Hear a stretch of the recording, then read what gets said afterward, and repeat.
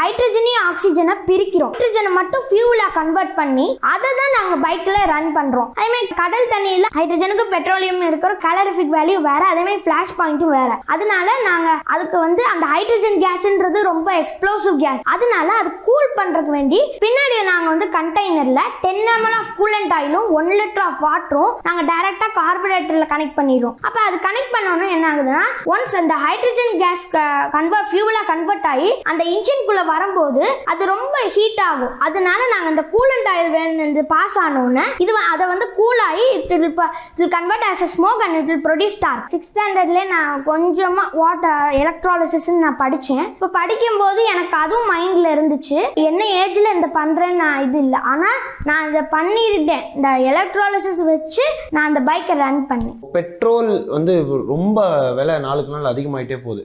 உங்களோட ப்ராஜெக்ட் பெட்ரோலுக்கு ஆல்டர்னேட்டா இருக்கும்னு உங்களால சொல்ல முடியுமா? 70% சொல்ல முடியும். ஏன்னா நாங்க இப்போ ப்ரோட்டோடைப் தான் பண்ணியிருக்கோம். அந்த ப்ரோட்டோடைப்ல இருந்து நாங்க ஃபியூச்சர் ஹைப்ரிட் பைக்கையும் டிசைன் பண்ணியிருக்கோம். இப்போ நான் பைக் வாங்குறேன், புது பைக்குனா வாங்க முடியாது. அந்த மாதிரி சொல்றவங்களுக்கு நாங்க ப்ராடக்ட் அண்டர் ரிசர்ச்னு சொல்லி இன்ஜின்ல எல்லாமே கனெக்ஷன் பண்ணி நாங்க அந்த எலக்ட்ராலிசிஸ் கிட்டோட நாங்க வச்சிருக்கோம். அதுவும் நாங்க இது பண்றோம். ஆனா எங்களுக்கு நாங்க இன்னுமே ரிசர்ச் பண்ணி அதை கவர்மெண்ட் ஏத்துக்கிட்டா நாங்க இதை பெட்ரோலியம் பதிலா சீ வாட்டர் யூஸ் பண்ணலாம். இந்த 1 லிட்டர் சீ வாட்டர்ல எவ்வளவு கிலோமீட்டர் ஓடும்? 98 கிலோமீட்டர்ஸ் ஓடும். ஸோ 98 கிலோமீட்டர்ஸ் ஓடுற லெவலுக்கு இப்போ அதை ப்ரோட்டோடைப் பண்ணிருக்கீங்க. அதை நீங்க டெஸ்ட் பண்ணி பாத்தீங்களா? ஆமா, டெஸ்ட் பண்ணி பார்த்தோம். எங்க sir Anand Megalingam sir drive பண்ணி பார்த்திருக்காரு. அது கரெக்டா வந்திருக்கு. இப்போ இந்த மெடல் வின் பண்ணிருக்கீங்க. ஸோ இதுல இருந்து உங்களுக்கு எவ்வளவு கான்ஃபிடன்ஸ் கிடைச்சிருக்கு அடுத்தடுத்த ப்ராஜெக்ட்ஸ் பண்றதுக்கு, அடுத்தடுத்த இன்னோவேட்டிவான விஷயம் பண்றது? எனக்கு இந்த கோல்டு மெடல் கிடைச்சோன்னு கொஞ்சம் சந்தோஷமாயிடுச்சு. எனக்கு இன்னும் என்ன, நான் ஆக்சுவலாக நான் அந்த ப்ராஜெக்ட் பண்ணும்போது எனக்கு கோல்டு மெடல் எனக்கு டார்கெட்டாக இருந்துச்சு. அதை விட டார்கெட்டு எனக்கு 2 ஸ்பெஷல் அவார்ட்ஸ் தான் எனக்கு டார்கெட்டாக இருந்துச்சு. அப்போ நாங்கள் இந்த கோல்டு மெடல் கோல்டு மெடல் நீங்கள் வின் பண்ணிட்டீங்கன்னு எங்களுக்கு சொல்லிட்டாங்க, ரிசல்ட் இது பண்ணிட்டாங்க.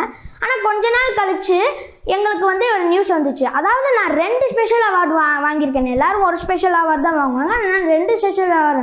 எனக்கு ரொம்ப ஹாப்பி ஆயிடுச்சு. என்னெல்லாம் ஸ்பெஷல் அவார்டு? ஸ்பெஷல் அவார்ட்ஸ் ஒன்று ஐபிஎஸ்லேருந்து கொடுத்தாங்க, ஒன்று டிசாஸ் கம்பெனிலேருந்து கொடுத்தாங்க.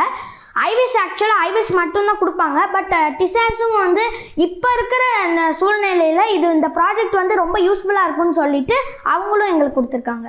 அடுத்த கட்டமாக என்ன மாதிரி விஷயங்கள் பண்ணுறதுக்கான பிளான் பண்ணிட்டு? நாங்கள் ஆல்ரெடி பிளான்ட் எனர்ஜி பண்ணியிருக்கோம், அந்த இது பண்ணியிருக்கோம். இது நாங்கள் காம்படிஷனில் பண்ணியிருக்கோம்.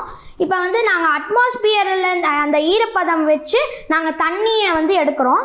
அந்த இதுவும் பண்ணியிருக்கோம். இன்னும் நாங்கள் ஃபர்தராக ரிசர்ச் பண்ணுவோம் எல்லாத்துலேயும்.